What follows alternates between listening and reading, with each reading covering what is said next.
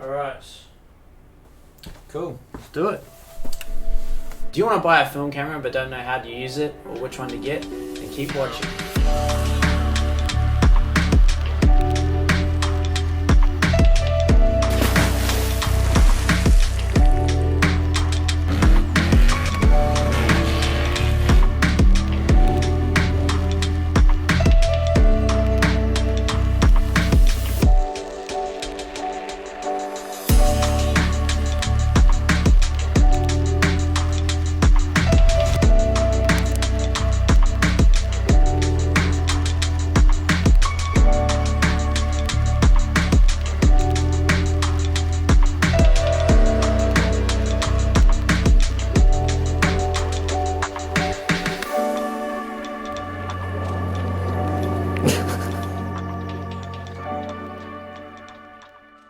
Before you buy, first of all, whenever you buy a film camera, the first thing to look out for is the advanced spool. As this is the main moving component of an old analog camera, it can be usually the first thing to go. So if it's stiff or it doesn't click, it's no good. Second thing to look out for is the battery connectors. As these are the only electronic parts of these old analog cameras, they're usually the first thing to deteriorate or oxidize. Sometimes this can be fixed by pulling it apart, cleaning it off, or wrapping it up in tin foil or smacking some solder on it, but often it's not worth the hassle of just finding one that's got a good battery connector already. For a camera like this or a camera like this, you don't really need to worry about battery connectors. As long as you can compromise your flash and light meter or any other electrical components of your camera. Thirdly, dust and mold. If you have found a second-hand film camera in an op shop or your grandfather gave you one, chances are it's pretty well weathered. This will give plenty of time for any dust to grow into mold in the camera anywhere that moisture has managed to get in. This mostly happens in the sensor and lens area, so definitely keep an eye out for that before you buy. It can actually give a really nice effect if you're into that, but know that in time it will get worse. So today we are looking at 3 different types of 35mm film cameras. One of them was $5, one of them was $50, and one of them was $250. This is one that I found at a market stall in Sydney for $5. It's called a Protax 2L3357. So the good things about it is it's super light, it's simple to use and can be used without a battery. It's perfect to throw around if you're at a party or festival. The not so good things about it, sometimes it leaks light if you don't put the lens cap back on. It does jam easily, as you can see there. It's got a cheap build quality. It's got a manual run back for when the film roll is finished, and the flash doesn't always fire even when it does have a battery in it. The good thing about it is it does actually work without a battery, so you know this is a really good run and gun camera. This one is a Kodak VR35 that I found at an op shop in New Zealand for $50. Good things about it, it's an automatic point and shoot camera, so there's no lighting adjustments that need to be taken apart from the flash either being on or off. It automatically advances as opposed to a manual spool, so there is less chance of it jamming as well, which is also good. It automatically runs back the film roll when it is finished, and it gives you the option for ISO control. This is to be matched to whatever ISO film roll you decide to put in it. So the not so good things about it is it can't work without a battery. Sometimes it can leak light if the lens cap is off or if it's left off for too long. This one is a Pentax Asahi, which was given to me by my grandfather 5 years ago. Good things about it. This sound. Ooh, I love that. Isn't that good? It also has a manual control over light and focus, meaning that you can make the photo more how you want it to be. It does have a light meter, but I don't bother using it because the battery is one of those annoying, hard to find ones. And that brings me to my next point. This thing doesn't need a battery. When my Sony runs out of batteries whilst I'm in a beautiful place, I can always rely on this camera to be able to snap a perfect photo, even without a battery. So, we got pretty much manual everything on this bad boy. So we got manual focus, we have a shutter speed controls, meaning that we can choose how blurry we want any movement in the image to be, which is cool. We have aperture control, meaning we can choose how much of our image we want to be in focus. And we have more ISO options than the Kodak, meaning that we can shoot in lower light conditions as long as we can find film rolls that match, of course. Essentially, this camera could match any photo taken on a modern camera if you know what you're doing. Some other good things: you can swap the lenses out and put on different glass, and you know, old glass is it's fantastic. So you can swap the lens out and change to a different millimeter if you like.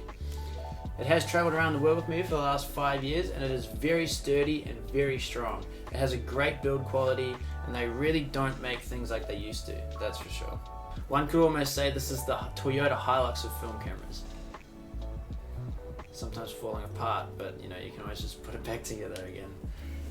Not so good things about this: my grandfather gave this to me. Yes, this is a lovely, lovely thing, but it also means that I'm not willing to put it into situations that I would take these other two cheaper cameras in. Doesn't mean I haven't done it in the past. I have actually taken this to some pretty crazy places, but yes, this camera is very special to me, and I worry more about it, which is good and bad, I guess.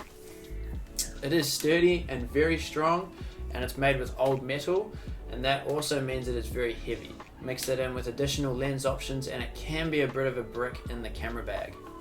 This is not always a bad thing, but you have to expect it with these old cameras, is that they are old. Moving parts will start to loosen up after time, and when you have a camera that has been used for almost 50 years, that's kind of what you have to expect with these things. It doesn't have a flash, and it is a manual advanced spool. However, this isn't really a bad thing, as it is high quality and doesn't ever really get stuck, as opposed to the $5 one, which is like...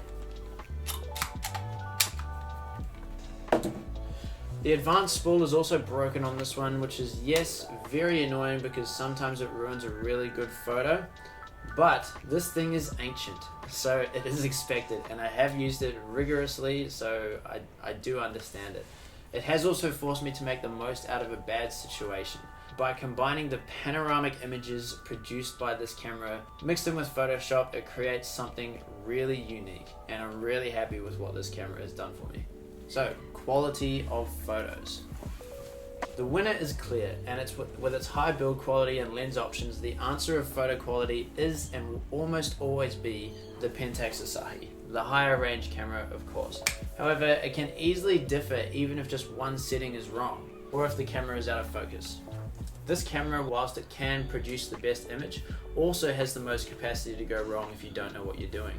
This question of photo quality is kind of silly because you don't buy a film camera for its quality. You buy a film camera for the film look. Whilst that might sound like a pretentious hipster thing to say, a film camera, no matter what kind, will produce a unique look that is almost unachievable by any other modern camera. I have tried to create a preset that replicates a film camera. Very difficult. It's not easy. And you can do it, but yeah. So if you're starting out and you find a budget $5 film camera, it's $5, you know, give it a go. Load it up with film, take it to a festival or a holiday or wherever you want and see what you get back. But don't be surprised if the photos come back like this. It's still cool, kind of, but if you want something that you can load film into, throw in your backpack and take on an epic adventure and get good quality, neat and unique photos, go for something mid-range.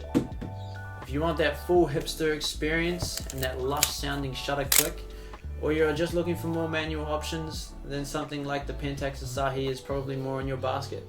It all depends on what you will use it for and what type of photos you want to produce. I hope this taught you something new about film cameras. I wish you luck with whatever film camera you find. These cameras are super underrated and will teach you so many important things about photography. They also make fantastic gifts for friends and other loved ones. So what are you waiting for? Go raid your grandparents' old camera closet or head down to the nearest op shop and find yourself a gem film camera. Load it up with film and start snapping. I'll leave you with some more photos that have been taken on each of these cameras so you can decide which you like the look of the most. Stay safe and happy snapping.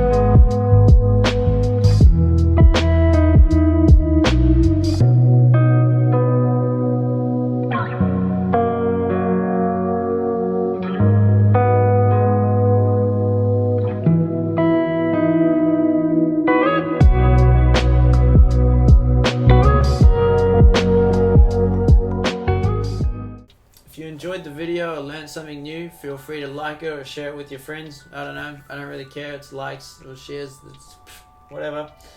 I don't know. If you want to see more photos, or more film photos or drone photos or other videos like this one, check out the other videos on my channel. I don't know. There's lots of videos. There's lots of things you can learn and things you can see.